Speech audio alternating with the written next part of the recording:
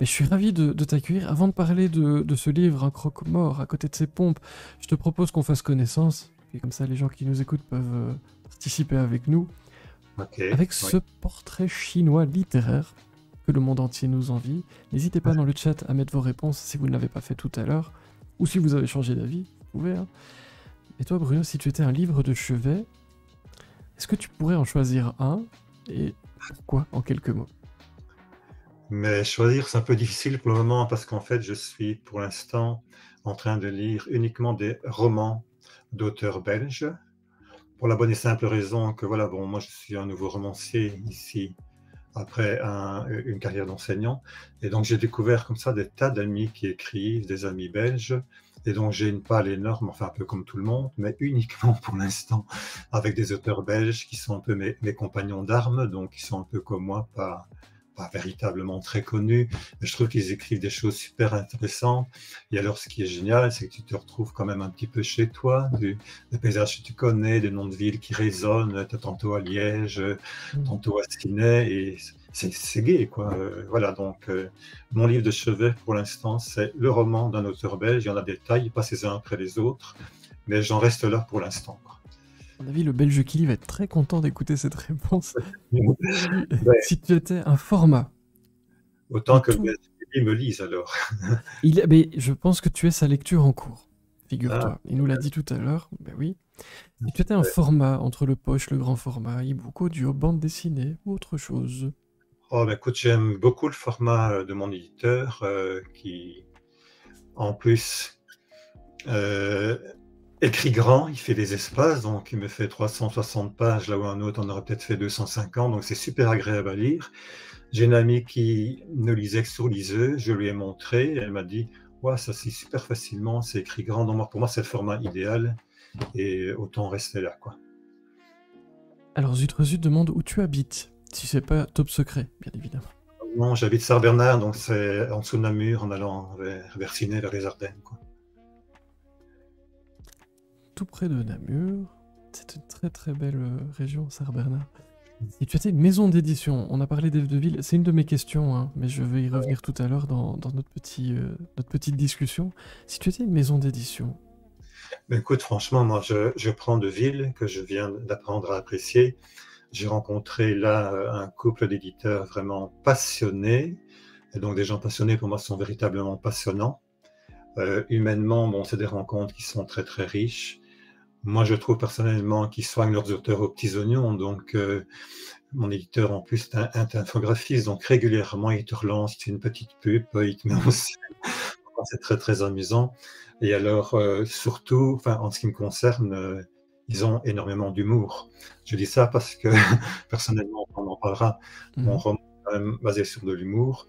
L'histoire de ce roman, c'est que j'ai été finaliste du prix Polar de la Foire du Livre de Bruxelles. J'étais dans les 6 finalistes.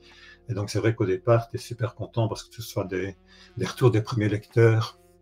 On te compare un peu à San Antonio, tout ça. Ben, tu dis, ouais, c'est génial, quoi. Je suis super content. Tu attends un petit peu, alors après, tu reçois le retour du jury professionnel.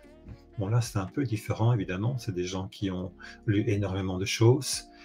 Et c'est vrai que les remarques que tu reçois, moi j'ai eu un peu de mal au départ, même si j'ai laissé passer le temps, j'ai repris de ces remarques-là pour retravailler mon roman et je pense que les remarques étaient justifiées. Il y a quand même une remarque qui m'a paru un peu bizarre, c'est que visiblement mon genre d'humour ne les faisait pas trop rire. En tout cas, mon humour n'était pas assez sérieux, quoi. Ça me fait bien rire quand j'entends ce genre de remarques. Bon, j'ai appris par là que l'humour ne plaît pas nécessairement à chaque éditeur. Je pense que chaque éditeur a un peu sa ligne.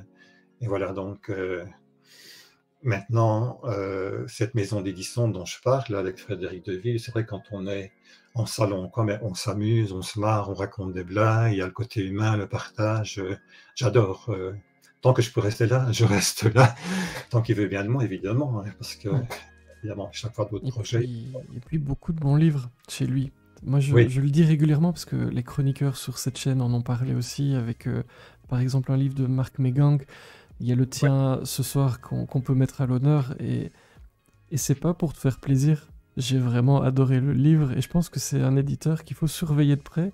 Donc vous qui chroniquez les livres et autres, j'ai envie de vous dire, regardez ce qui Oui, se passe de ce côté-là. Il y a vraiment beaucoup de choses à y trouver, vraiment. chaque couverture est vraiment super bien travaillée.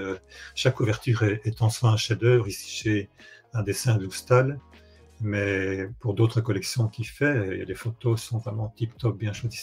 C'est super, quoi. On voit qu'il est infographiste, quoi. Il y a un choix dans les couvertures. Donc, dans un salon, quand il étale sur 2 mètres toutes ces couvertures, waouh, tu passes ton temps à regarder, à admirer. Mhm. Les couvertures, c'est génial, quoi. Et je vous rassure, l'humour, on va en parler, hein, parce que l'humour qui ne fait pas rire, ça me fait beaucoup rire, parce que c'est de l'humour noir, cynique, tout ce que j'aime,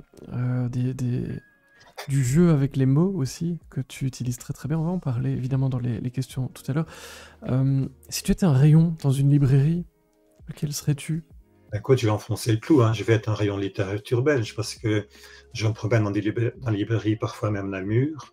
Je cherche les rayons littérature belge. Mon rêve, c'est qu'il y ait un rayon bien visible, tu vois, grande pancarte littérature belge. En devanture de vitrine, effectivement, quand il y a un best-seller, il prend parfois une place imposante avec 4-5 exemplaires, parfois un peu plus. Je me dis, voilà, il prend la place peut-être d'autres livres qui pourraient être mis en valeur sur une vitrine. Enfin bon, ça, c'est une histoire des librairies, j'en prends dans les détails. Mais qu'est-ce que ça me ferait plaisir d'entrer dans une librairie ici en Belgique et de voir un rayon en grand littérature belge. Évidemment, plus on va parler, plus on va nous montrer, plus on va nous lire. Le temps qu'on est dans un petit coin de rayon, forcément, les gens se précipitent pas sur nos couvertures, quoi. Si tu étais un marque-page, avec quoi marquerais-tu la page? Moi, je prends une photo de famille. Je prends ma femme, mes 3 enfants. C'est ce qui me nourrit, quoi. Quand j'écris pas, c'est mon petit nid d'amour. Donc, voilà ce que je prends comme marque à page. Et la famille, ils lisent tes romans? Ils sont derrière toi? Ma femme me lit. C'est la première qui me lit. Elle me fait des remarques très, très intelligentes. Elle aussi, décidément. Oui, non, mais elle a souvent raison dans ce qu'elle dit. Bon, je ne vais pas contredire le précédent que j'ai écouté avec soin. Alors, mes enfants, mon aîné va me lire, je pense. Mon deuxième, qui a plus de mal, a eu beaucoup de mal à l'école et il est dyslexique. Quand il a appris que j'écrivais des romans, la première chose qu'il a dit, ah merde, je vais devoir lire un livre. Je lui ai dit, ne tracasse pas, tu n'es pas obligé de me lire. Et alors le troisième, je pense qu'il lit des choses un peu différentes, plus fantaisie, mais il lit aussi, quoi. Peut-être moins ce que j'écris. Mais ce n'est pas problématique, hein. Chacun a son style de lecture, donc voilà, c'est bien. Si tu étais un personnage, Un personnage. dans tous ceux qui existent. J'ai envie de choisir Torgal en bande dessinée. J'adore. C'est à la fois l'enfant des étoiles, le défenseur. J'aime beaucoup aussi son histoire d'amour avec la femme qu'il aime. Et alors, il est toujours en quête de quelque chose, hein. Il recherche son père, il cherche à défendre la veuve et l'orphelin. J'adore ce personnage-là, quoi. Si tu étais un temps de conjugaison. Moi, j'écris au présent, j'aime bien le présent. Je pense que vivre le moment présent dans l'écriture, c'est important, quoi. Parfois tendance à se tourner un peu trop vers le passé ou d'imaginer ce qui va se passer dans le futur. Moi, j'aime bien le présent, quoi. Et je trouve que ça rend mes textes plus vivants. Donc, tous les livres que j'écris pour le moment sont chaque fois au présent. Sauf quand je fais un flashback et que je raconte ce qui s'est passé avant, quoi. Alors, on voit une guitare au loin. Si tu étais... si tu étais une musique ou la bande-son d'un de tes livres, par exemple du croque-mort à côté de ses pompes, quelle musique serais-tu? J'ai pas tellement de musique pour une musique de croque-mort, je trouve ça un peu lugubre. Par contre, je pense à une musique qui m'a beaucoup fait vibrer. Je regarde beaucoup Alex Hugo, enfin, je sais pas si tu connais le gars de la montagne. Et au début et à la fin des épisodes, il y a vraiment des musiques, forcément à base de guitare, mais qui sentent bon la montagne, qui sentent bon les fleurs. C'est des musiques qui me parlent énormément et qui me nourrissent, quoi. Donc je serais plutôt ce style de musique-là. Plutôt joyeux alors, plutôt Oui. ressourçant. Je ne sais pas si le roman me ressemble vraiment, mais plutôt optimiste et joyeux. Plutôt optimiste et joyeux. Si tu étais un signe de ponctuation. Point virgule. Parce que c'est jamais fini. Ça continue tout le temps. Pas évident d'acheter une phrase. Moi, j'aime bien le point virgule. C'est un compromis entre on arrête, on continue. Et le petit dernier pour la route, si tu étais un verbe. Un verbe, je peux prendre 2 verbes, les mettre ensemble comme Mais ça, enfin, évidemment, mais on a du budget. ah Vas-y. oui. Je vais prendre écrire et aimer. Mhm. Je vais faire écrémer. Parce que écrémer, c'est ce que je dois faire dans mes bouquins, faire un petit écrémage. Je Mhm. suis au début de ma vie de romancier et pour moi, écrémer, c'est quand même sortir ce qu'il y a de meilleur. Je pense que écrémer, oui, non, j'aime bien. Et merci de m'avoir donné l'idée de composer pour toi ce double verbe. Mais c'est avec grand plaisir. Alors, première question au sortir de ce petit questionnaire. Bah, je crois qu'elle va te renverser par son incroyable originalité. Ouais. Est-ce que tu peux nous raconter, avec tes mots à toi, l'histoire de ce croque-mort à côté de ses pompes? De quoi parle le roman, sans trop en dire? Si Oh là on là, devait... Oui, je sais. et plus, moi, hein, il y a eu des morts depuis. Non, je blague. Par Ce que quoi j'ai ça commence, cette histoire? oui, ce que j'ai envie de dire avant de parler du croque-mort, Oui. c'est le plaisir que j'ai eu à écrire cette histoire. Je me suis marré comme un fou. Et c'est vrai qu'habituellement, quand tu écris un roman, enfin, je parle de mes premiers romans, tu as l'impression que tu rencontreras le lecteur après. Tu sais, quand le livre sortira, tu auras des retours de lecture. Mhm. Ici, dans l'écriture, j'étais déjà avec le lecteur. Et je me disais, si le lecteur se marre autant que moi quand j'écris mon bouquin, il va passer un bon moment, quoi.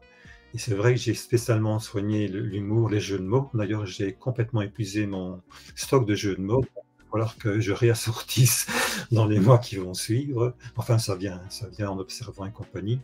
Alors, pour raconter l'histoire du croque-mort, donc c'est un croque-mort qui a perdu son travail, qui commence à s'ennuyer mortellement et qui décide d'assassiner quelqu'un pour tuer le temps. Voilà, on fait des petits jeux de mots d'emblée. Alors, il a mis au point un stratagème qui est tout à fait remarquable, qui fait qu'il ne sera jamais soupçonné. Il est quasiment impossible de le soupçonner. Et donc, c'est vrai que les enquêteurs considèrent qu'il n'est pas suspect. Mais dans les enquêteurs, il y a une inspectrice qui a un bon feeling, qui a une espèce de radar à coupable comme ça, et qui devine qu'il cache quelque chose. Mais bon, elle ne peut pas enquêter officiellement, puisque lui est mis hors de cause, donc il décide comme un accord d'une espèce de partie d'échecs qui va attraper l'autre.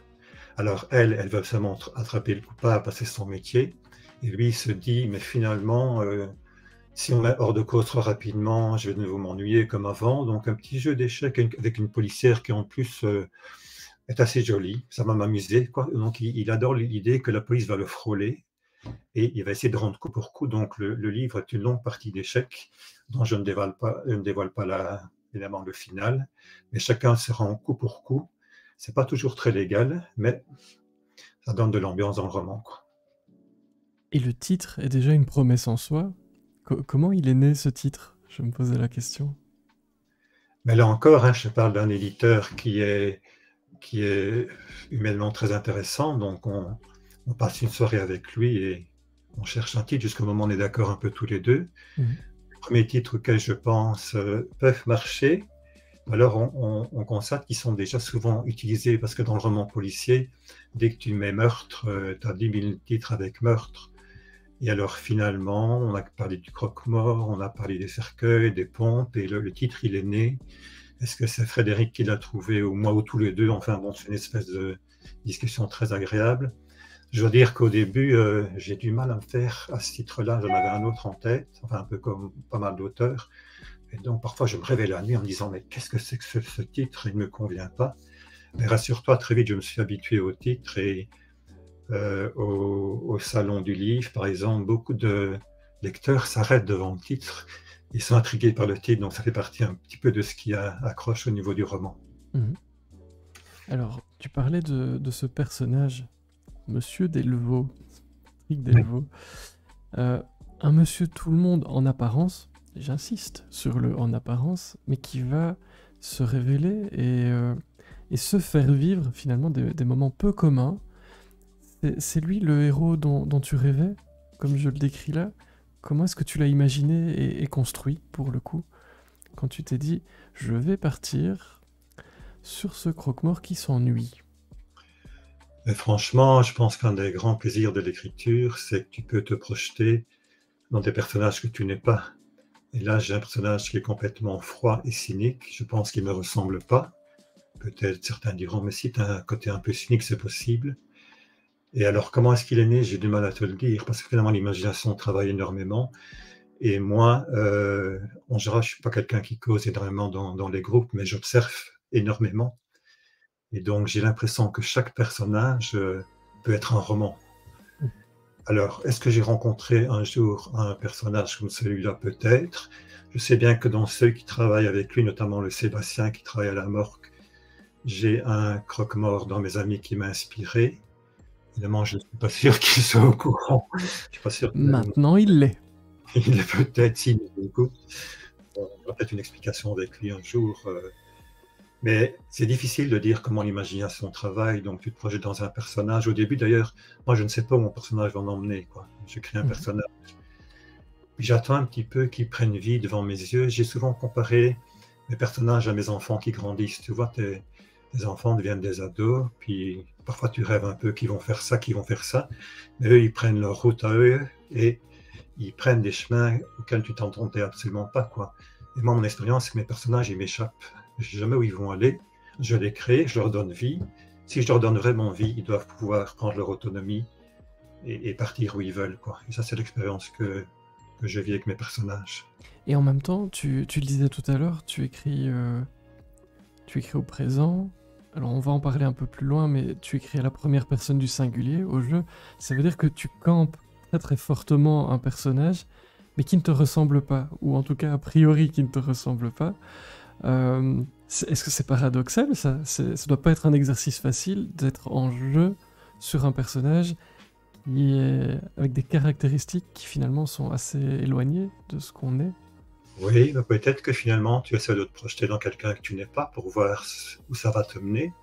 Et ici, c'est vrai que j'ai pris du plaisir à me glisser dans ce personnage au début, puis à la fin, je me suis dit, ben, il part dans le mur ce personnage-là, mais j'étais content de l'habiller un moment, peut-être pour voir aussi que dans la vie, il y a peut-être des choix qu'il ne faut pas faire.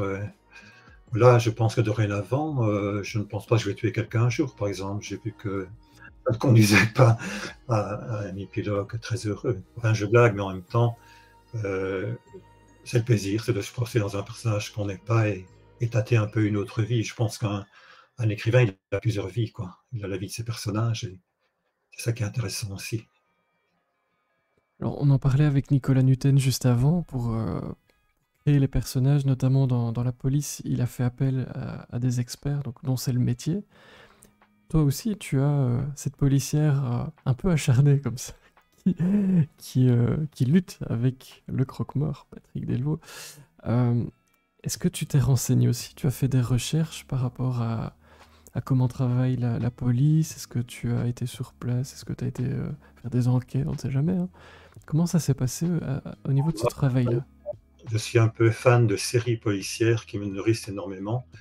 Donc c'est vrai que la journée, je travaille énormément. Je suis un lève-tôt, en général à 6 heures, je suis levé, j'écris énormément le matin. J'avoue que le soir, je suis un peu fatigué, alors j'aime bien être un peu plus passif. Je dévore pas mal de séries policières et je pense que les personnages sont inspirés par ces séries policières. Maintenant, j'adore aussi de mettre un petit peu comme ça, de mettre en place un duel entre deux intelligences. Soit l'intelligence masculine qui est, à mon avis, un peu plus à l'emporte-pièce, et alors l'intelligence très subtile de la policière qui joue beaucoup plus fin. J'ai adoré aussi ce personnage-là, en me disant, mais finalement, c'est gai de se glisser dans un personnage féminin, dans une subtilité un peu différente de celle qu'habituellement on aurait en tant qu'homme, quoi. Et ça marche plutôt pas mal. Donc, de nouveau, je vous le répète, hein, vous qui nous écoutez, vous savez un peu, je vais du côté de Babelio, souvent, voir un peu ce qui se dit sur les livres, comme ça, et j'y retrouve des amis, donc c'est assez amusant. Et je vais vous lire un extrait que j'ai vu sur ce livre, Un croque-mort à côté de ses pompes, parce que ça résume assez bien ce que je pense, mais l'homme qui l'a écrit a tellement de talent. J'aurais pu prendre aussi Michel, mais l'auteur nous entraîne dans une intrigue machiavélique et drôle à la fois. Le tueur n'est pas si mauvais, l'inspectrice ne recule devant rien, superbe face à face avec de nombreux rebondissements. C'est signé Arnaud66. Vous pouvez essayer de découvrir qui c'est. Et je vous le dis, c'est un auteur et il est déjà venu ici sur Twitch avec nous. Vous pouvez chercher après. C'est votre enquête si vous le souhaitez. Mais ça résume assez bien ce que je pense. Les deux personnages principaux dont on vient de parler, ils jouent au chat et à la souris. Toi, tu le disais, mais un peu dans une partie d'échecs. Et moi, j'avais l'impression que c'était un livre sur l'addiction, d'une certaine manière.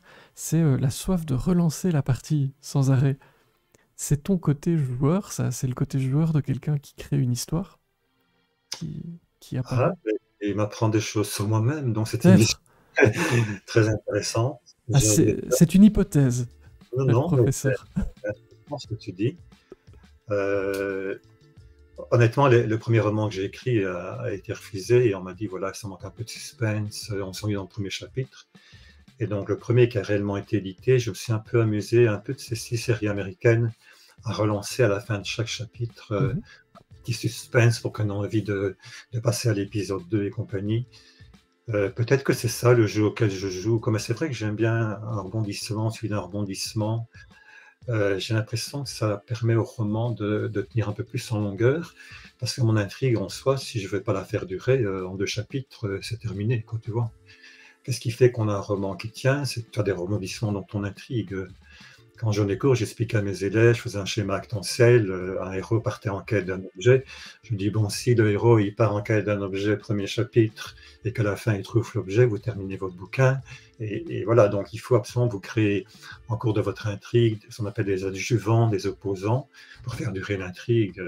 Et donc je suis un fan des rebondissements, effectivement, qui font durer le roman le plus longtemps possible. Sauf qu'à un moment, bon, on n'a plus d'idée faire rebondir, qu'on arrive à l'anneau, tu vois, le basketteur qui Mhm. rebondit, il est devant l'anneau, mais qu'est-ce qu'il fait? Ben, il lance le ballon dans le panier, c'est terminé, quoi.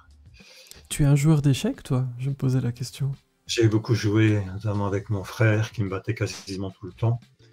Je pense que je n'anticipais pas suffisamment. Je pense qu'un joueur d'échecs, il doit 4 coups à l'avance voir ce que l'autre va faire, ce qu'il va faire et ce que l'autre va faire.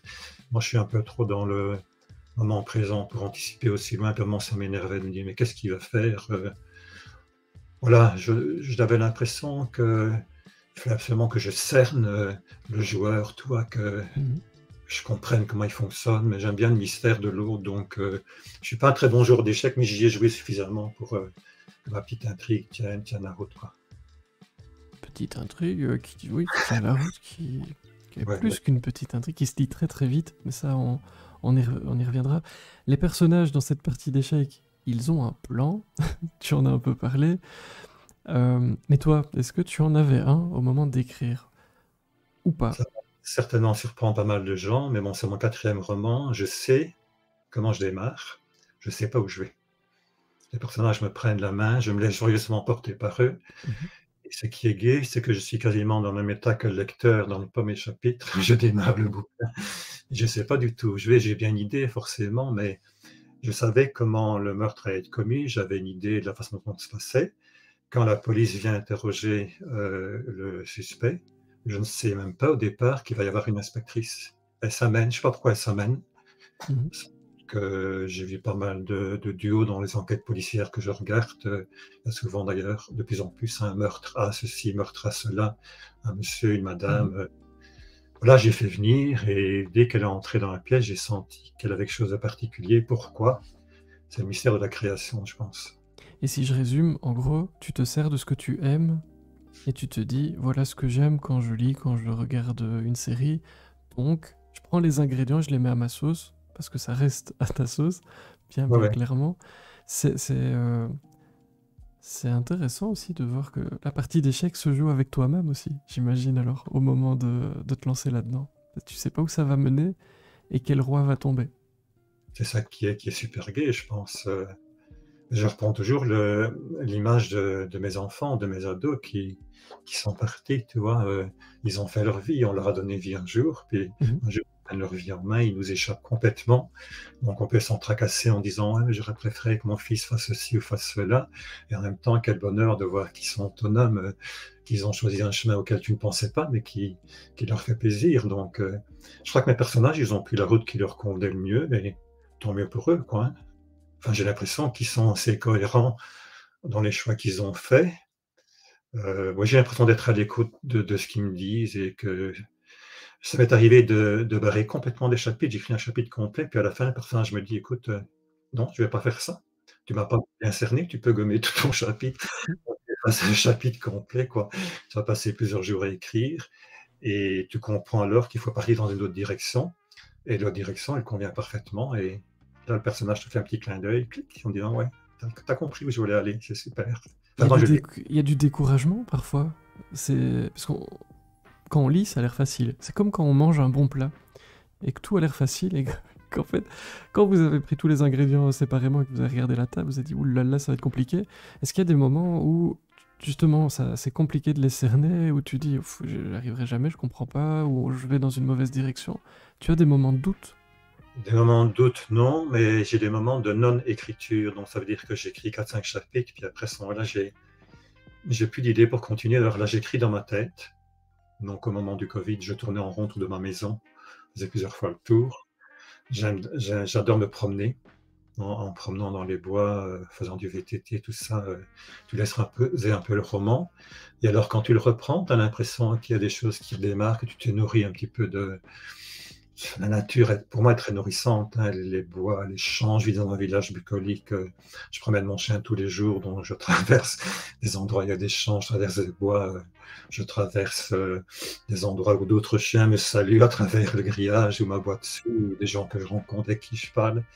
Il faut se nourrir. Je pense qu'on peut écrire, mais à un moment, il faut se nourrir. Tu vois, tu sors de ton petit bouquin, tu fais un tour, tu te nourris et là, c'est assez génial parce que tu es revigoré.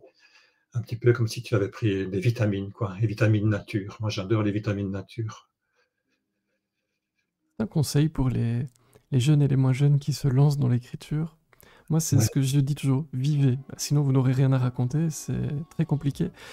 Ce livre, on l'a dit, il mêle 2 ingrédients que moi j'affectionne, tout particulièrement, donc c'est pas étonnant que ce soit un coup de cœur pour moi. Le roman noir, d'une part, et puis l'humour noir, d'autre part. Hem, Ma question elle est simple, elle est compliquée. Comment tu décrirais ce mariage des genres? Ta sauce à toi, finalement, parce qu'on peut les marier de tellement de manières. Comment décrirais-tu ce mariage entre humour noir et roman noir? écoute, je suis un peu étonné qu'ils se soient aussi bien mariés, parce qu'évidemment, quand les gens voient roman noir, il y a des gens qui disent: «Oh, roman noir, je lis pas ça, c'est affreux, ça va mal se terminer». Et alors, j'ai eu des retours d'un lecteur qui a écrit: «Roman noir, non, un roman plein d'humour». Alors, comment ça se fait qu'ils se marient bien tous les 2? C'est une très bonne question que tu me poses là.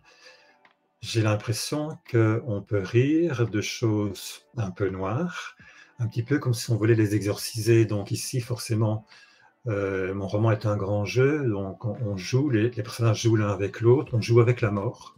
Bon, la mort, forcément, c'est noir.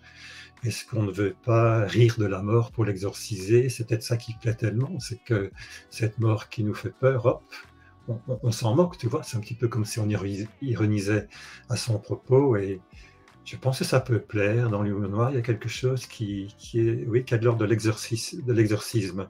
Et je pense que ça plaît, quoi. Mmh. Comment on peut se moquer de ces choses-là, quoi. On peut en rire. Et c'est difficile de bien doser les choses entre, alors thriller, comédie, drame, satire, il y a un peu plein de genres, plein de choses. C'est le dosage qui est compliqué dans ces cas-là, quand on décide d'utiliser l'ingrédient, faut encore trouver le bon dosage. Ça a été compliqué pour toi? Je travaille beaucoup par intuition, donc je n'ai pas pris ma petite balance pour mesurer. J'ai mis un peu d'humour là, et là, je mets du truc noir. Franchement, j'ai du mal à te répondre. Je pense que j'ai la chance d'écrire assez facilement. J'ai je pense, un style assez fluide. Et je pense qu'à des moments, enfin, quand je donnais cours à des élèves, je vais prendre un exemple. Quand je donnais cours à des élèves, par moments, je devenais barbant. Alors, j'ai la chance d'avoir pas mal d'humour, donc je me dis, ça, c'est le petit moment humour. Mmh. Et donc, on arrêtait de donner cours et je lançais un bête jeu de mots ou quoi, les élèves rigolaient, ils se détendaient, puis on repartait. Donc, je pense qu'il y a des petits moments, il faut doser avec de l'humour. Il y a des moments où ton histoire avance. Mais c'est vrai que si tu avances trop longuement dans un truc trop noir, tu sais, un tunnel comme ça, trop long, tu as pas une petite lumière, une petite lanterne accrochée aux parois, ça devient un petit peu dur, quoi. J'ai l'impression que je sens au moment où il faut l'humour. J'en ai mis beaucoup plus au début parce qu'il faut accrocher le lecteur au départ. Puis bon, ce meurtrier qui part tuer un gars au hasard, c'est quelque chose d'assez amusant. Il faut l'accompagner dans son espèce de folie meurtrière. Donc là, Il y a de l'humour, il y en a un peu moins à la fin. Il y avait moins besoin d'en mettre à la fin parce que quand la partie d'échecs commence, on est pris par la partie d'échecs. On a peut-être moins besoin de rigoler autant. Mais voilà, bon, pour moi, c'est de l'intuition, quoi. L'intuition, oui, c'est naturel, mais c'est une réponse, hein. Et Oui, je lisais, c'est assez amusant parce qu'on est sur du roman noir et en même temps, on parle parfois de légèreté, mais c'est pas péjoratif, hein, dans les livres. Quelque chose ouais, qui fait du bien, une histoire divertissante où, comme tu dis, on exorcise par exemple des choses un peu sombres, mais finalement c'est assez divertissant, c'est assez léger. En même temps, c'est un peu lourd puisqu'on parle de choses un peu sombres. Et je me disais, et surtout au début, moi je l'ai beaucoup marqué parce que dans mes petites notes comme ça, c'était assez amusant, mais je me disais, pour toi, est-ce qu'un roman, c'est un bon moyen de faire passer quelques coups de gueule au passage sur les gens qui nous entourent, sur la société dans laquelle on évolue, etc., etc. Est-ce que ton livre s'est amusé à égratigner comme ça certaines choses que toi tu constates ici ou là? oui, peut-être. Disons que moi, j'aime bien offrir à ma lecture un moment de détente. Je trouve que les moments sont difficiles, hein. L'Ukraine, toutes les crises qui... J'ai peur d'ouvrir un JT aujourd'hui quand j'ai à mon épouse. Bon, je ferme, hein, parce que là, depuis, tu ne parles que de choses noires et sombres. Donc, c'est vrai que j'ai perdu le fil de ma pensée. Tu peux peut-être me remettre dans le bain de ta Mais question? évidemment, évidemment. Mais c'est le côté légèreté entre quelque chose d'assez lourd, puisqu'on est sur du polar, bon, de prix polar, hein, dans les finalistes, donc on est sur du polar, en même temps avec de l'humour qui se veut aussi un divertissement, donc de la légèreté. Mais cette légèreté, c'est ce que je disais, parfois quand on prononce le mot, on pense que c'est péjoratif, mais ça fait parfois du bien de se dire, je suis romancier et je veux vraiment que vous passiez un bon moment, je vais vous divertir, et c'est déjà très bien. Et c'est déjà très très bien. Ou est-ce que au passage, tu te dis, je vais utiliser ça pour parler de la société, parce que l'humour noir, c'est un outil royal pour envoyer des coups de gueule à travers les relations de couple, les relations au travail, parce que bah, ce personnage de Croque-Mort, il perd son boulot. Il y a des petits coups, j'avais l'impression, des petits coups de griffe comme ça, mais Oui, il y en a. Il y en a. C'est vrai qu'au départ, moi, je suis parti pour un roman léger. J'avais vraiment envie d'offrir à mes lecteurs, tu sais, un petit moment de divertissement. Les gens mhm, disent ça, on s'est bien plu, on a rigolé, etc. Mais c'est vrai que j'égratigne à certains moments, quand je parle de l'enterrement du bonhomme, je, allez, je fais un portrait un petit peu noir quand même des gens qui vont à l'enterrement, mais en pensant qu'une chose, c'est l'apéro qu'il y a après, et se précipiter sur les couples qui sont servis, éventuellement sur les manches debout. Alors ils parlent du mort parce que il fait partie un petit peu du programme imposé, quoi. Il faut en parler. Mais voilà, ils ont autre chose à faire. Ça, c'est un thème qui m'intéressait. Mais alors, il y a un autre thème qui m'a énormément intéressé, et ça fait un petit peu partie aussi de ce que je vois dans des séries. Dans quelle mesure, c'est un peu la lutte du bien contre le mal. Le bien a l'air d'être toujours perdant s'il n'utilise pas de temps en temps des moyens, entre guillemets, illégaux, quoi. Et mon inspectrice, pour venir à bout de ce tueur qu'elle soupçonne, elle va à un moment dire, voilà, elle va se la jouer Goldman à l'envers, hein, s'il le faut, j'utiliserai des moyens illégaux. mhm. C'était un chanteur que j'aime bien. Et à un moment, j'ai dit, voilà, tant pis pour la légalité, tant pis pour mon métier d'inspectrice, mais si je veux l'avoir. Et c'est une question que je me pose quand même tous les jours. Est-ce qu'il faut continuer à être gentil, charmant avec tous ces connards qui nous entourent, qui font du mal? Seulement, il ne faut pas leur casser la gueule, leur taper dessus. Je n'ai pas la réponse. Moi, je ne suis pas quelqu'un nécessairement violent, quoi. Mais c'est une question qui me turlupine, enfin, qui est importante pour moi, quoi. Voilà. Est-ce qu'il va l'emporter finalement, le bien ou le mal? Et si le bien l'emporte, est-ce qu'il va garder les armes gentilles du héros qui habituellement est allez, est un bon entre guillemets, voilà. Dans la bande dessinée, si Duc fume une cigarette, on lui enlève, quoi, hein. Le cowboy ne peut pas fumer, quoi. C'est un défaut, donc il doit être parfait. Mais n'empêche que lui, il a l'avantage, il tire plus vite que son ombre, donc il vient à bout des méchants. Mais pour ceux qui n'ont pas l'arme de Lucky Luke et qui tirent pas assez vite, ils font quoi pour venir à bout du mal qui les entoure? J'ai pas la réponse, mais c'est une Il va question. falloir écrire encore d'autres romans autour de ce Oui, thème. Est-ce que oui, tu c'est veux? vrai. Eh, tant mieux pour nous. Ça représente quoi pour toi le plaisir de jouer avec les mots? Parce que ça a l'air important. J'aime bien jouer. Je pense que les mots, Tantôt, tu me demandais un verbe et le jeu de mots m'est venu un petit peu écrémé. J'adore jouer avec des mots. J'ai l'impression que les mots n'ont jamais fini de nous parler, qu'ils ont des doubles sens cachés ou qu'ils ont des sons qui révèlent d'autres choses. Et donc, c'est vrai, je ne vais pas trop révéler mon histoire, mais bon, j'ai fait un jeu de mots sur le gars qui risque de se foutre un coup de revolver dans les burnes. Et alors, je parle du burn-out. Alors, le burn-out, effectivement, un mot qu'on entend beaucoup aujourd'hui, les gens sont fatigués, mais de là à se foutre un coup de revolver dans les burnes et de faire burn-out, je trouvais ce jeu de mots assez amusant. Il m'est venu à l'écriture. Bon, maintenant, si un jour je dis à ma femme que j'ai un burn-out, il faudra que je l'écrive comme il faut pour ne pas qu'elle se fasse trop de soucis. Bon, j'adore les jeux de mots, j'adore jouer. C'est vrai que l'écriture en soi, il y a des gens qui ont une magnifique écriture, ils n'ont peut-être pas besoin nécessairement de faire des jeux de mots, mais déjà leur musique, si tu veux, leur écriture, c'est déjà une musique, tu vois, elles chantent, Mhm. un jeu avec la musique, ça c'est superbe. Moi qui n'ai pas cette écriture peut-être aussi chantante, aussi chatoyante, les jeux de mots m'aident à faire comme un chant, quoi, un espèce de chant musical. Kiko nous dit c'est assez déconseillé en public le burn-out. Mais Faut pas pas compliqué. Ah bah, il faut pas. Il l'a écrit avec un E. Donc voilà. Il y Mais a, il y a un S, que- hein, parce qu'il y en a deux. Enfin bon, bref. question aussi. Dans les coulisses de l'écriture, il y a l'utilisation du je et ses difficultés, puisque tu parlais un peu de ce choix pour ce livre-là en tout cas. Mais comment as-tu choisi de piocher dans la boîte à outils du romancier au moment de te lancer? Donc par exemple en choisissant le présent, le je, est-ce que ça s'est imposé naturellement, l'intuition à nouveau? Mais c'est assez amusant parce qu'au départ, oui, le jeu, j'ai écrit en jeu mes premiers romans et j'étais bien à l'aise dans le jeu. Enfin, je te dirai après que pour les prochains, le jeu va m'embarrasser tellement que j'ai changé. Mhm. Voilà, maintenant pour le présent, j'ai tendance à écrire au passé simple et je trouvais que le passé simple d'abord sonnait faux et j'ai barré des passages entiers au passé simple pour les remettre au présent et je trouvais que c'est beaucoup plus actuel, beaucoup plus vivant. Genre, il y a des passés simples, honnêtement. Nous nous asseyâmes, nous fûmes, enfin bon, ils ne sont pas tous très, très chantants et parfois un petit peu lourds. Je pense au jeune public, parfois qui nous lit, je pense à mes élèves pour qui le passé simple était hyper compliqué. D'ailleurs, je pense que c'est pas, on a mal fait d'appeler le passé simple, on pense que le passé compliqué, qui est plus qu'imparfait. Enfin bref, ne jouons pas trop Mhm. avec les mots là-dessus, mais c'est pas un temps facile à conjuguer, quoi.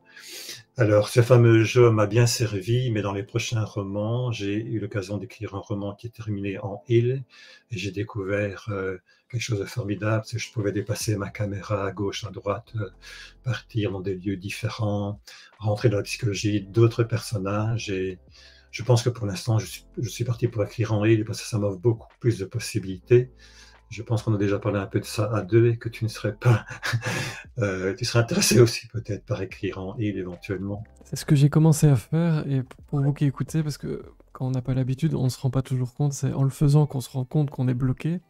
Quand Ouais. vous écrivez au je, donc à la première personne du singulier, tout ce qui se passe, c'est ce que je vois, c'est ce que je sens, c'est ce que je écoute.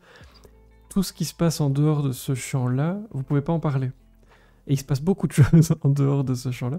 Donc quand on écrit, on est très très limité parce que tout doit passer par l'intermédiaire du personnage principal. Et c'est vrai que le heal permet, comme tu dis très bien, de décaler un peu la caméra à gauche à droite en fonction des besoins. Et ça ouvre beaucoup beaucoup de possibilités. Si vous vous ennuyez un jour, ou pas d'ailleurs, vous pouvez essayer de faire le petit test, un petit texte au jeu, et puis vous le remettez en heal. Vous allez voir, c'est assez incroyable. Et moi, je dirais que ça dépend un peu du projet. Donc, parfois, le jeu est très, très adapté, et puis parfois, il l'est pas du tout. Et on en parlait un peu tous les deux en dehors en préparant l'émission d'aujourd'hui, mais moi, c'est vrai qu'après une trentaine de pages, mon roman n'a pas été fini, parce qu'il n'était pas du tout fini, mais j'étais juste bloqué. Je pouvais plus expliquer ce qui se passait par la vision d'un seul personnage. Donc, j'ai réécrit au heal, et ça crée quelque chose de très différent. Pas mieux, pas pire, juste plus Oui, adapté au projet. l'expérience que j'ai faite, donc j'ai un roman ici qui était à la lecture et qu'il faut corriger. Et je me suis rendu compte que l'écrire en jeu était quand même problématique. Je le réécris en il et je constate que j'ai pas grand-chose à changer. Donc je me dis, ce jeu n'est pas approprié, parce qu'un vrai jeu qui va au fond des tripes, quand tu le mets en heal, tu dois changer des tas de choses. Alors Mhm. là, je change facilement de personne. C'est là que je me rends compte effectivement que le heal convient beaucoup mieux à l'histoire. Et alors, il y a des chapitres plus loin où j'avais changé de personne, donc ça foutait un peu mal. Et en heal, je vais pouvoir très facilement entrer dans la peau d'un autre personnage, le mettre en scène, et voilà quoi. Mais bon, il y a aussi, je pense, un parcours d'écrivain quand tu démarres comme écrivain. Je pense qu'inconsciemment, tu parles en jeu, tu parles de toi, tu utilises des personnages, tu as l'impression que le monde est trop vaste avec le heal, tu vas pas pouvoir maîtriser tout ça, donc tu restes un petit peu coincé gentiment dans ton jeu. Mais voilà, je pense que le métier d'auteur, d'écrivain, bon, c'est un métier qui s'apprend et on améliore tous les jours. Et là, j'ai vraiment envie de découvrir le vaste monde qui nous entoure et d'aller poser ma caméra à gauche, à droite. J'ai hâte de voir ça, Ah, vraiment. Et en parlant de ce qui nous entoure, c'était une de mes questions parce que tu en parlais dans tes lectures belges ouais. tout au début et on le retrouve un peu on le retrouve dans ton nom, dans ton nom, on le retrouve dans le livre. Euh, Tu as placé des lieux qui sont proches de chez toi, de chez nous, on est presque voisins. Mais est-ce que c'est important de... Alors je vais faire une énorme caricature, ne me jetez rien, mais que ça ne se passe pas à Washington. Voilà. Parce que souvent, les auteurs sont tentés d'aller du côté de New York, du côté de... Toi, voilà, on retrouve des choses que nous, on connaît près de Namur. Mais c'est important pour toi de placer les gens, les lieux que tu fréquentes, que tu connais, leur faire des Je clins pense d'œil. pour démarrer comme ça un roman, et c'est le cas dans la première trilogie que j'ai écrite. C'est clair que c'est un peu rassurant d'une part de prendre des lieux que tu connais, parce qu'au niveau de la description, tout ça, je pense que c'est plus facile. Moi qui n'ai jamais été à New York, je serais quand même très très embêté de décrire New York, de parler de New York, ou alors je vais sur Internet pendant 10 jours, mais bon, je vais y gagner quoi. Alors, et en même temps, je suis un petit peu, moi au niveau alimentaire, je suis un peu produit du terroir, tu vois, j'aime bien les Mhm. histoires qui se passent près de chez nous. Quand je fais du VTT dans les Bautres de Sart-Bernard, il y a des lieux quand même qui sont super calmes de la forêt. Alors, j'ai fait un roman où il y a le fameux Trou du Diable. Ah ben, oui, j'en reparle aussi. Non, enfin, peu importe. C'est des lieux qui ressemblent à des lieux que je connais, mais c'est pas les mêmes, quoi. Donc, il y a des gens qui me disent, mais ça se passe à ce endroit-là. Je dis, ouais, t'as peut-être Presque. raison, c'est tout proche, mais j'ai quand même un petit peu changé les lieux, sinon c'est un peu trop facile, quoi. Mais c'est gai. Je pense qu'écrire belge, c'est aussi être fier de nos paysages et de les mettre en scène, parce il y a des super paysages chez nous, quoi. Et il faut pouvoir habiller nos romans avec nos paysages à nous, je pense que c'est important, quoi. Et puis, il y a Édité belge aussi. On en a un peu parlé, on va redire un mot dessus. Donc, les éditions F de Ville. Euh, et notamment, tu t'en as parlé, ça on n'en avait pas parlé ensemble, donc comme quoi on se rejoint. C'est un livre qui se lit très très vite. Alors déjà grâce à toi, parce que tu as bien travaillé, mais même la mise en page, la taille de caractère, etc. Ce sont des livres qui sont bien, qui se lisent vite, c'est de la qualité, et c'est un éditeur belge. Ça fait plaisir aussi de voir ça, parce que je lis quand même beaucoup, et on en parlait avec d'autres qui lisent beaucoup. Voilà, ces livres-là n'ont rien à envier, mériteraient beaucoup plus de visibilité. J'espère que ce genre d'émission va aller dans ce sens-là pour toi, pour lui aussi. Évidemment, je pense qu'on va l'inviter aussi une fois Oui, pour qu'il nous présente un peu tout ça. Mais c'est un super livre, ça se lit très très vite, c'est très agréable. Et ça me fait plaisir que tu en aies parlé, parce que du coup on a le même ressenti, et c'est vrai que quand c'est son bébé en plus, voilà, on se dit, ah je suis content, il a été mis en valeur, c'était vraiment important pour toi. Il y a eu des discussions, j'imagine, là-dessus, ou bien il a, sûr. sur la mise en page, sur, voilà, ou bien Non, il a parce fait, et tu étais content. Non, d'office, Frédéric Deville, il aime bien soigner à la fois les couvertures, mais il aime bien aussi soigner l'intérieur de son ouvrage. Donc, il prend, je pense, un pas de police un peu plus grand que la normale. Alors, Mhm. il passe des lignes, il passe des paragraphes, il veut quelque chose qui est aéré, qui est très lisible. Et je pense que à la fois la couverture et à la fois l'intérieur du roman, c'est comme une œuvre d'art, donc ça coule, c'est fluide. Je pense que c'est ça qu'il veut faire. Je sais bien que ça lui coûte sans doute un peu plus cher au niveau du nombre de pages que d'autres éditeurs que je ne citerai pas, mais qui écrivent en tout petit, puis que te font, ils te bourrent ça dans 200 pages. Ici, c'est très, très, très gai à lire. Il y a du plaisir, il y a de la respiration. C'est gai de lire en respirant, quoi. Parfois, tu te sens coincé dans un livre qui est écrit tout petit, puis tu vois pas où tu peux respirer. Tu dis vivement que j'atteigne la fin du chapitre pour peut-être mettre la page et m'y retrouver. Ici, à la limite, tu respires et tu prends vraiment, ouais, tu prends ton temps. Et quand tu arrives à la fin du chapitre, tu n'as pas l'impression d'avoir fait un marathon pour arriver absolument au bout parce que c'est super aéré, quoi. Et ça fait partie. Mais bon, c'est un éditeur qui est graphiste de métier et on sent ça dans tout ce qu'il fait, ses couvertures, ses mises en page. Voilà, et ça, puis sa côté humain, son humour, franchement, c'est quelqu'un de terriblement intéressant. C'est une chouette rencontre pour moi.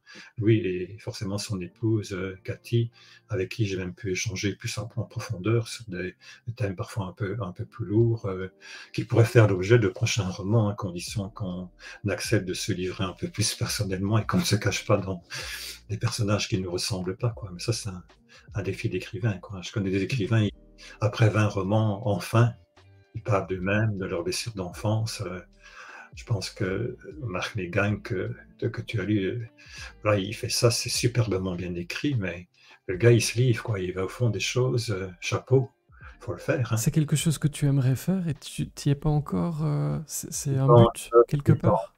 j'y pense, ça commence vraiment à... Mhm. Voilà, mais on a tous nos blessures d'enfance, donc en parler, c'est pas facile. Je pense qu'il faut arriver, avant d'en parler, à trouver le mot juste, parce que tu ne peux pas nécessairement non plus accuser, par exemple, tes parents de tous les maux, même s'il y a des difficultés. Ils ont leur propre histoire, ils ont leurs propres blessures, donc c'est un dosage très difficile à faire. Voilà, le père, la mère, c'est effectivement des choses délicates, hein, un peu pour tout le monde, quoi. Et j'en parle avec pas mal de gens hein, qui me disent, ouais, mon papa, ma maman, tout ça, il y a eu des trucs qui se passaient. Voilà, maintenant, et peut-être qu'il arrive un moment, tu as besoin d'écrire ça un peu comme une thérapie où tu mets des mots sur des blessures et tu t'en décharges peut-être en écrivant dessus. Mais je pense que ça viendra. Les idées sont là, mais il faudra du temps et de la respiration et bien faire la part des choses. Il faut blesser personne, quoi. Je pense que si on veut être un auteur honnête, il ne faut pas blesser les gens, même s'il y a des blessures. Les blessures ne sont infligées par des gens qui sont eux-mêmes blessés. Donc, tu vois, c'est un peu trop simple de dire, ouais, c'est de ta faute. Enfin, moi, je ne fonctionne pas comme ça, quoi. Faire à suivre, mais c'est un long chemin avec Ouais, beaucoup d'étapes. Euh, mais pour faire ce chemin, alors c'est marrant parce que alors je crois pas aux coïncidences, mais peut-être que si, hein, mais c'est le prénom d'un de tes personnages. Tu fais partie de Cléa. Est-ce que ouais. tu peux, on n'aura jamais une ici pour en parler parce que c'est intéressant, mais peux-tu nous dire un mot sur le projet de Cléa, ce que c'est, et nous expliquer ce qu'un groupe comme celui-là peut apporter? Parce que tu disais, alors t'as écrit 4 livres, donc jeune auteur, oui, mais que t'as quand même écrit 4 livres avec une trilogie, donc ça t'apporte quoi un groupe comme Cléa? Et pour les gens qui ne connaissent pas, est-ce que tu peux nous présenter un peu ce Ouais. projet? Donc, je pense qu'il y a deux parties chez Cléa. Donc, c'est à la fois des auteurs et des lecteurs. Bon, pour la partie auteur, je peux en parler rapidement parce que j'ai découvert des tas d'auteurs super intéressants qui sont devenus vraiment des amis. Donc, on fait des week-ends d'écriture, des samedis d'écriture, on partage des tas de choses, c'est hyper intéressant. Alors, du côté des lecteurs, je pense que c'est très intéressant. Tu peux confier ton manuscrit à Cléa. Et là, il y a 3 lecteurs qui se mettent à le relire et qui te font une espèce de note très détaillée. Moi, j'ai fait l'expérience ici pour un dernier roman que je croyais accompli, mais je pense qu'il faut accepter de se remettre en question. Effectivement, c'est ton bébé, quoi, tu le confies, puis tu reçois quand même des notes qui te disent qu'il y a des choses qui ne vont pas, sinon à quoi bon le faire relire. Donc, mon principe, moi, je dors quelques nuits dessus. C'est vrai qu'au départ, je dis, mais enfin, ça me semblait que c'était bon, ce truc-là, pourquoi est-ce que... Les remarques sont terriblement judicieuses, surtout quand tu as 3 lecteurs qui, objectivement, se mettent d'accord sur une remarque. Tu vois? C'est Mhm. d'ailleurs pour ça que ce roman que j'ai fait relire, il doit passer en et pas en jeu, parce que le jeu me bloque sur des changements que j'aimerais faire. Maintenant, tu es assez grand et assez mûr pour dire oui, mais là, c'est plutôt un avis personnel, c'est du ressenti, ça je prends pas. Et donc, mon principe, même quand je faisais relire à des amis mes premiers romans, mon principe c'était dès qu'il y en a 2 ou 3 qui me font la même remarque, je la prends. Et Mhm. quand il y a un gars qui me dit ouais, j'ai pas aimé ça, etc., je dis ok, c'est un avis personnel, on peut pas tous aimer et tout, donc c'est intéressant ce que tu me dis, j'en prends note et je verrai si d'autres personnes m'en parlent. Donc faire relire un manuscrit par Cléa, je pense que c'est une très très bonne idée. à condition d'être dans l'état où tu acceptes, moi comme auteur je l'accepte, qu'il faut retravailler 100 fois sur le métier, remettez votre ouvrage, hein, il faut le retravailler. Et comme tu as des bons conseils pour le retravailler, c'est super intéressant. Et là, j'ai des bonnes pistes pour retravailler un roman que je pensais quasiment terminé. J'ai d'ailleurs une maison d'édition qui, à la limite, voulait bien me le prendre. J'avais déjà retravaillé et il manquait encore quelque chose. Ah, j'ai mon chien qui vient dire bonjour. Viens. Ah, il a bien raison. Il s'appelle Allez. comment? Rafa, viens. Oh non, il est parti. Allez, viens. Il va y dormir, alors il me fait un petit coucou. Allez, viens te montrer. Regarde comme tu es Oula. beau. Voilà. Ah mon petit Rafa, tu vas aller faire dodo? Tu vas aller faire un gros dodo? Ça, c'est bien. Il se demande où je suis. Hein, parce que, Oui, la star de Twitch ce soir. voilà, il est Et parti. c'est comment son nom? Rafa? J'ai entendu. Bon, alors Rafa, pourquoi? Parce qu'en fait, il est né le jour où mon premier roman est sorti. Mhm. Même jour, dans mon premier roman, mon personnage principal s'appelle Raffaello. Rafa pour les intimes, on cherchait un prénom, puis on s'est dit, enfin moi je me suis dit Rafa. Et ça lui colle bien parce que Rafa c'est aussi un peu joueur de tennis et lui Il adore le tennis. c'est un border collie, donc c'est un véritable excité, mais qui peut être gentil. Le soir, il se couche sur le divan. Caressez-moi, les gars, j'ai besoin de tendresse. C'est vraiment génial, quoi. C'est un compagnon. C'est lui aussi qui m'oblige à sortir tous les jours. À 10h, il vient me chercher. Hein. Si je ne vais pas le prendre, il vient me chercher. Il m'attend, comme ça, il va dire alors quoi, on va promener là, qu'est-ce que tu fous? Il me un petit peu. Ce qui m'arrange très bien parce que, bon, on m'a toujours dit, bon, j'ai été pensionné un peu trop rapidement, après quand même pas mal d'années d'enseignement. Il y a un gars qui m'a dit, fais gaffe, cul au fauteuil, cul au cercueil. J'ai adoré, moi qui aime les mots, j'ai adoré ce truc-là, donc je bouge. Je vais la noter, celle-là, je l'aime beaucoup. Cul au fauteuil, cul au cercueil. Non, il faut noter. Et alors, quand tu auras un âge respectable comme le mien, n'oublie pas ce principe évident, il faut bouger, on ne peut pas rester assis, il faut se promener, bouger. La nature nous nourrit, nous revigore. D'ailleurs, il y a un roman que j'ai écrit, qui est terminé, c'est le premier que j'ai écrit en île, qui met en scène une jeune fille qui a le don de parler aux arbres. Ça m'a vraiment intéressé. Donc, elle enlace les arbres. Alors, elle écoute les arbres. Et donc, elle enlace ici un chêne centenaire qui a gardé mémoire d'un meurtre qui s'est commis à ses pieds. Et c'est sa grand-mère qui a été tuée. Donc, elle interroge l'arbre pour savoir ce que l'arbre peut lui révéler. Évidemment, l'arbre ne lui parle pas en faisant des phrases comme ça, elle doit l'écouter murmurer. Moi, c'est des choses qui me passionnent. C'est cette nature qui est témoin de choses qui sont passées devant elle. Et je me dis, mais je suis sûr que les murs, les arbres gardent peut-être mémoire de ce qui se passe, quoi. Et voilà, la nature, elle me nourrit. Et je pense qu'on a beaucoup plus intérêt qu'on ne le fait en général. Enfin, je ne veux pas jeter la pierre non plus. Il faut s'aérer, il faut sortir quand on est un peu trop souvent dans nos murs de béton et se promener un quart d'heure, c'est génial, quoi. On n'a pas le temps, mais on le fait, quoi. Moi, j'ai pas le temps, mais s'il vient pas me chercher, il y a peut-être des jours où je bouge pas, quoi. Et donc, quand j'ai pris un chien, je me dis, oh, il va falloir s'occuper de lui. Et maintenant, je me dis, mais c'est génial, ce compagnon. Tous les jours, il me sort, quoi. Et il est fidèle, hein. Il est fidèle, il a une horloge quelque part. Et il vient même te dire bonne nuit, c'est incroyable, c'est chouette. Oui, c'est incroyable, hein. Ah, franchement, moi, je suis impressionné. Après, je suis peut-être vite impressionnable, à savoir. Mais bon, j'adore les chiens, ça doit être pour ça. Mais écoute, on va pas tarder à le rejoindre sur ces bonnes paroles. J'ai encore deux petites ou grandes questions, ça dépend des jours. C'est une question traditionnelle dans la boîte, et je pouvais pas m'en empêcher pour fêter ta venue. Si je te donnais l'occasion, l'espace d'un instant, de te croiser en fait, quand tu étais ado, qu'aurais-tu envie de te dire avec tout ce que tu sais aujourd'hui? Donc si tu te croisais là tout de suite, ado, tu lui dirais quoi au Bruno Dinan ado? Non, si tu soupires, ça va pas lui donner énormément de courage. C'est une question un peu difficile parce qu'en fait, Oui. tu as pas mal évolué depuis.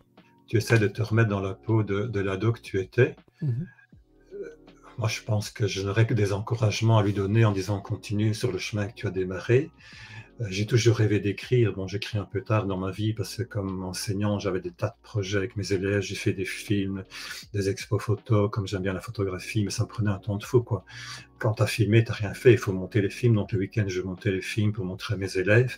J'ai commencé à écrire des petits bouts, mais je reprenais le bouquin, enfin le début, un mois après, puis je ne m'y retrouvais plus. Par contre, quand j'étais pensionné, j'ai des longues journées pour écrire et c'est un rêve qui se réalise. Moi, j'ai toujours rêvé d'écrire. Donc je dirais aux jeunes ados qui déjà écrivaient des petits poèmes, des petits textes, garde confiance. Un jour, tu seras publié. Tu regrettes que le monde du travail soit fait comme il est fait et que tu n'aies pas eu, à ce moment-là, parfois, des journées pour écrire? Ou alors tu les avais, tu les as pas prises. Mais est-ce qu'on marche pas à l'envers, finalement? Mais je ne dirais pas ça parce qu'en fait, je pense qu'il y a des sociétés dans lesquelles les gens travaillent énormément. Donc, comme enseignant, j'aurais pu en faire beaucoup moins. Et je ne vais pas citer des collègues qui ont pas foutu grand-chose. Et ma femme qui est enseignante en rencontre aussi qui font pas grand-chose. Et moi, je suis un passionné. Donc, je donne cours à des élèves dans une école provinciale d'agriculture. J'ai devant moi des fils d'agriculteurs qui me disent lire, c'est quoi ça, monsieur, on fait comment? Bon, c'est tout juste si on ouvre le bouquin, ils ne lisaient pas une page en retenant sur la page suivante et qui ne comprenaient pas trop. Donc, j'ai lancé avec eux des projets. Moi, je suis toujours dans une pédagogie du projet d'écouter, vous allez écrire votre histoire, vous allez m'écrire un script de film. Et quand il sera écrit et travaillé comme je l'entends, donc j'avais quand même des consignes très très précises au niveau de l'écriture, taper à l'ordinateur, pas de faute d'orthographe. Quand j'ai un script complet, donc chaque groupe de 2 me fait un chapitre où on a discuté du thème, à ce moment-là, nous partons en projet, nous allons filmer. Et c'est vrai qu'avant, j'entrais dans une classe de 6e, les élèves savaient que je faisais un film. Maintenant, ils demandaient, on fait un film, monsieur. Je dis, non, non, pas tout de suite. On doit quand même d'abord voir un peu comment se passe l'ambiance dans la classe. Il faut une bonne ambiance pour faire un film. Alors, je sortais ma caméra, mais pas pour faire le film, pour faire de l'impro. En fait, j'ai remarqué que dans une classe, quand tu rentres dans une classe, il y a 2-3 grandes gueules. J'adore les grandes gueules, je dis pas ça méchamment, mais c'est ceux, forcément, qui prennent de la place. En faisant une impro, qu'est-ce qui se passait? Et ceux qui avaient les grandes gueules, ils prenaient une grande place dans l'impro, ils faisaient rire, on était pliés en deux, c'était des numéros tout à fait spéciaux. Donc j'avais lancé des thèmes très amusants. Je me souviens ils pouvaient choisir, j'avais plusieurs sujets. Un sujet qui était souvent pris, donc toujours 3 personnages. Je dis 3, il faut 3, 2, ça va pas, il faut un troisième qui fout la merde. Dans un couple, il n'y a pas d'histoire, tu fous un troisième qui fout la merde et tu peux créer une histoire, quoi. Et donc, voilà, c'est l'histoire d'un gars un peu timide qui va dans une pharmacie acheter une boîte de préservatifs. Malheureusement, la pharmacienne, elle est sourde comme un pot, dit « Quoi, jeune homme, qu'est-ce que vous voulez ?» Donc, tu es obligé de parler très fort. Puis, un troisième personnage qui rentre, et là, je leur laisse un petit peu le choix. Soit ils mettent en scène une vieille dame qui est offusquée par les mœurs des jeunes, là, qui ne pensent qu'à ceci, ou alors il y en a même qui m'ont inventé, ils font entrer un personnage, un vieux monsieur avec sa canne, « Oui, vas-y, mon petit gars, je vais te montrer comment on faisait à l'époque avec les jeunes filles », donc ils encouragent, etc. Mais j'étais plié en deux de voir comment ça se passait. Et donc, en fait, une fois que les impros étaient terminés, je disais, voilà, on a nos acteurs pour le film. Les acteurs, c'est qui? C'est des grandes gueules. Et les grandes gueules, ils savent quoi? Qu'ils vont faire partie d'un projet qui les intéresse fortement. Donc, les grandes gueules, ils sont avec moi jusqu'à la fin de l'année. Ils n'attendent qu'une chose, c'est qu'on parte en tournage. Puis il arrive un moment où des élèves me disent, on va venir filmer chez moi, on a une exploitation à tel endroit. Mes parents sont d'accord, on part filmer. C'est un projet génial. Je découvre les élèves en dehors de la classe. Je te dis, moi, comme prof, il n'y a rien de pire qu'un élève assis sur un banc. Il n'y a rien de plus beau qu'un élève qui n'est plus sur son banc, qui est sur ses projets. Kiko demande si c'était Saint-Quentin. À mon avis, il cherche. Saint-Quentin Ciné, oui. Ah oui, ben voilà, bien joué Kiko. Kikopédia, qui est dans le chat, qui cherche. Agrippine demande, c'était prof de quoi que tu étais? Une matière en particulier ou? Pas deviné de quoi je donnais cours. De français. On pourrait être surpris, hein. On pourrait être surpris. Un peu de religion, un peu de géographie. Donc, les licenciés, on leur donne pas mal de cours. Et c'est vrai que dans une classe, quand tu as comme ça 7-8 heures de cours, que tu es titulaire, tu as un certain poids, ce qui est gai, quoi. Mais bon, j'avais des élèves qui étaient assez nuls en français, qui se tracassaient à la fin de l'année. J'ai raté mon examen, qu'est-ce qui va se passer? Mon délibé, je le laissais passer. Je disais, écoutez, cet élève, il est génial, il a un projet, il veut être fermier, il connaît son métier par cœur, je vais pas l'arrêter pour du français, quoi. Et donc après, je me dis, monsieur, vous m'avez laissé passer, c'est génial, je m'y attendais pas, mais je dis, écoute, tu vas pas être romancier, tu sais ce que tu vas faire l'année prochaine, je vais pas t'arrêter pour du français, quoi. Donc, là, honnêtement, ce sont des élèves que j'ai trouvé super attachants, j'ai adoré ces élèves, ces fils d'agriculteurs, moi j'en garde un souvenir très ému, ils ont des valeurs, ils sont francs, ils sont directs, j'ai adoré, franchement, quand je revois encore après, ils se souviennent du film, hein, ils ne se souviennent pas de mes cours sur Balzac, qui disent ah monsieur, le film, vous vous souvenez? Et certains qui se marient m'envoient un petit mail, monsieur, vous n'auriez pas le film qu'on a tourné à l'époque pour le mariage d'un copain? On veut que sa femme voit comment il était à l'époque et comment il faisait le singe devant la caméra. On Donc, ça garde va. des dossiers comme ça, c'est bien Ouais, joué. Et Fanny demande un livre avec des anecdotes d'élèves un jour, ou de toute cette période avec eux. c'est le premier livre que j'ai écrit qui a été refusé parce que c'était visiblement pas assez prenant. Mon premier livre, je voulais raconter tant que j'avais en tête ma vie de prof et tous mes projets avec les élèves, mais je pense que ça manquait un tout petit peu de piquant ou d'accroche. Mais pourquoi pas? Mais alors je les invite, hein, on fait une table ronde. Et c'est assez amusant parce qu'il y a beaucoup d'élèves qui sont devenus amis avec moi sur Facebook. Et ah, monsieur, vous avez écrit un livre, c'est génial. Mais sachez qu'on ne vous lira pas parce qu'ils ne lisent pas beaucoup. Moi, ça m'amuse, mais il y a quand même dans les élèves féminines plusieurs anciennes élèves qui m'ont lu. Je pense que les jeunes filles lisent sans doute plus que les garçons. Puis honnêtement, le gars qui est sur son tracteur toute la journée, qui passe parfois des nuits entières sur sa machine, je vais pas lui demander de lire mon bouquin, quoi. Mais pourquoi pas les réunir une fois et on refait un espèce de petit projet, non pas film, mais un projet roman. Voilà, et on crée des petites anecdotes et on fait ça pourrait être sympa, ça. Très bonne idée, Frédéric. Chiche. Je suis content d'être venu chez J'ai toi. envie de dire chiche, parce que quand tu dis ça manquait de piquant, avec l'expérience accumulée au fil des projets, etc., Ouais, et les bonnes idées de Fanny, on va rendre à Fanny ce qui appartient à Fanny, mais je valide à 1000%. ok, Ouais, ça peut être vraiment un très très chouette projet. génial, quoi. Ça peut être génial. Mais tu nous viendras sur Twitch nous expliquer comment ça s'est passé Ouais, ouais. avec eux. On peut démarrer dans un tracteur, hein, c'est génial, un gros tracteur, là, tu vois. On va démarrer avec un gros tracteur. Moi, tout me va. Dernière question avant de clôturer, mais tu en as un petit peu parlé, mais et on vient d'en parler juste là maintenant. Mais quels sont tes projets? Mais moi, je n'arrête pas beaucoup, donc je fais pas mal de sites internet, je fais des montages vidéo. D'ailleurs, j'ai quasiment cramé un vieil ordinateur de 12 ans en lui demandant de faire de la vidéo un peu trop, trop puissante, donc j'ai dû changer d'ordinateur. Bon, j'ai réparé l'ancien, mais il servira davantage à l'écriture. C'est vrai que pour faire du montage vidéo, il faut maintenant des logiciels plus puissants, et quand tu as un vieil ordinateur qui a 12 ans, à un moment, il y a le processeur qui dit, écoute, petit gars, je veux bien, mais je suis vite essoufflé, fous-moi la paix. Donc, à part ça, bon, c'est vrai que l'écriture, voilà, je ne sais pas m'empêcher d'écrire. Donc, j'ai deux romans, un que je retravaille sur les bons conseils de Cléa et que je vais adorer réécrire parce qu'il y a des blancs à combler et je vois bien où sont les blancs et je vois déjà où je vais les mettre, même si l'histoire fondamentalement ne va pas changer. Il faut aussi que mon histoire soit sans doute, la psychologie des personnages doit être mieux creusée, ma fin un peu trop épienne. Moi, je suis quelqu'un d'optimiste, donc je fais trop d'épienne. Et je pense que dans le roman, il faut de temps en temps se dire, voilà, les personnages, ils sont pas tout blancs, tout noirs, donc ils peuvent terminer un roman avec une grosse question, une grosse souffrance, en disant, voilà, ils vont peut-être la résoudre un jour, peut-être pas. Et alors, j'ai ce fameux roman qui se passe, que j'ai envoyé à mon éditeur, Frédéric Deville, si tu nous écoutes, je t'ai envoyé un manuscrit, hein, bon, il reçoit tellement de choses qu'il va prendre le temps de lire chaque chose à son nez. Et ce roman-là, que j'écris en ligne, je l'adore parce qu'en fait, il se passe sur les bords de la Semois et moi, j'ai passé pas mal de vacances plus jeune parce que mes grands-parents sont originaires de la Sur-Semois. Et donc, j'ai vraiment planté mon décor. On est dans les arbres.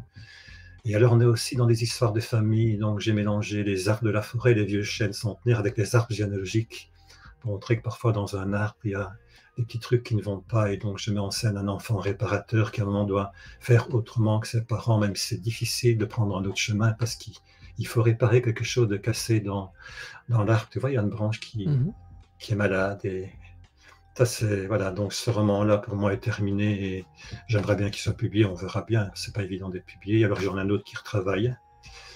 Et alors, je suis sur l'idée d'un roman court parce que Frédéric Deville dit qu'il y a pas mal de projets. Il faut aussi des romans courts qui sont très agréables à lire. Ça, c'est en un soir. Je travaille là-dessus, mais bon, un roman court est difficile parce que forcément il doit être court. Donc on Mhm. doit... Mais c'est un beau projet aussi, Faut être j'avance. efficace dans ces cas-là. Voilà. Et Zut nous dit après son passage sur Twitch, il aura beaucoup d'idées. Bah oui, j'espère qu'on t'a donné beaucoup d'idées, beaucoup de courage. Mais moi, je suis beaucoup dans l'échange, hein, donc Mhm. j'adore rencontrer les lecteurs, échanger avec eux. Et l'échange avec toi, honnêtement, c'est vrai que je suis un peu stressé parce que je ne suis pas habitué à passer à l'antenne Ça ne comme se déjà voit pas du tout. au début, un peu maintenant ça va beaucoup mieux. Mais l'échange que j'ai avec toi, qui est auteur aussi, est très intéressant parce que tu poses forcément les bonnes questions qui touchent un peu même mes tripes d'auteur et tu me donnes des tas de bonnes idées, des conseils à travers l'échange qu'on a. Donc, mille fois merci. Mille fois merci. Tu vas dans les salons aussi pour... Enfin, tu disais tu aimes bien les échanges. Où est-ce que les gens pourraient te retrouver? Est-ce qu'il y a des salons prévus prochainement? À la foire de Bruxelles. Ok. Voilà. Non, mais c'est pas tout près pour les gens qui habitent dans le coin. L'année passée, j'ai eu l'occasion, dans mon ancienne école, d'avoir un local rien que pour moi pour dédicacer. Donc, j'ai rencontré quelques anciens élèves. Ils ont même créé le prix Bruno Dinan, figure-toi, la remise des prix. Donc, j'avais fait passer un peu l'idée que les meilleurs élèves en cours de français, en littérature, pouvaient recevoir un prix. Ce qui est nouveau dans l'école, parce que c'est une école d'agriculture, donc il y a beaucoup de prix liés à l'agronomie, etc. Et en français, ça n'existait pas. Je me suis dit, bon, là, on va un peu défendre le français. Mhm. Alors, pour me rencontrer, des salons dans le coin, non, il n'y en a pas énormément. Maintenant, je suis sur Facebook, j'ai ma page auteur, on peut me rencontrer là, j'envoie des bouquins, on peut venir chez moi sans problème. Pour les gens du coin, Sarre-Bernard est un magnifique village, on peut en profiter pour faire un petit tour en VTT. Voilà, je ne sais pas quoi dire Et d'autre. vous avez dans le chat ton site aussi, très beau site, et ta page enfin, au niveau Facebook. Voilà, n'hésitez pas à chercher. Tu es sur Instagram aussi, bref, presque partout. N'hésitez pas. Et je j'ai pas cette réputation-là de dire ça souvent, mais moi j'ai adoré ce livre. Franchement, c'est c'est déroutant de se dire que souvent ce livre mériterait tellement mieux, tellement plus de ventes, tellement d'être plus connu, même si ça se passe bien. Et voilà, moi j'étais ravi en tout cas de t'accueillir ici. Je t'amène, c'est un point que tu soulèves et qui est difficile pour un auteur parce que Oui. les gens lisent mon bouquin et j'ai eu pas mal de retours très positifs comme toi qui ont adoré. Mais comment faire pour qu'on le lise quand tu n'es pas connu? Donc, on a une espèce de cercle vicieux. Mm. Maintenant, si en librairie, on dit les auteurs belges, on va un peu les mettre en avant et que je suis un peu visible, moi et d'autres auteurs belges, hein, parce qu'il y a des tas d'auteurs belges, on a peut-être tendance à dire ouais, on va regarder la couverture, la retourner, lire un peu, etc.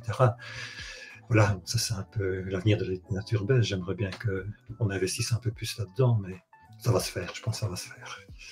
Et je vais bien évidemment te laisser le mot de la fin pour refermer le couvercle de cette boîte et de cette soirée. On va raccrocher très bientôt. Il est temps de manger. Doucement. Oui, toi qui te lèves tôt, Non, ça va aller.